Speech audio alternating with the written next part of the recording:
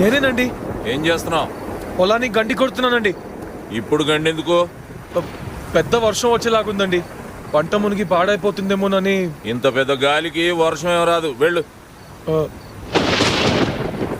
వచ్చేటట్టే ఉందండి. ఇన్ని సంవత్సరాల నుంచి వ్యవసాయం చేస్తున్నాం, మాకు తెలీదా ఎప్పుడు వర్షం వస్తుందో ఎప్పుడు రాదో?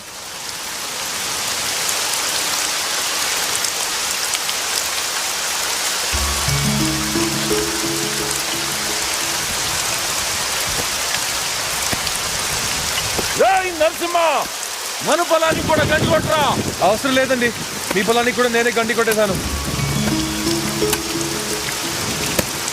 మీరు వెళ్ళండి సార్, తడిసిపోతున్నారు. నేను చూసుకుంటానుగా.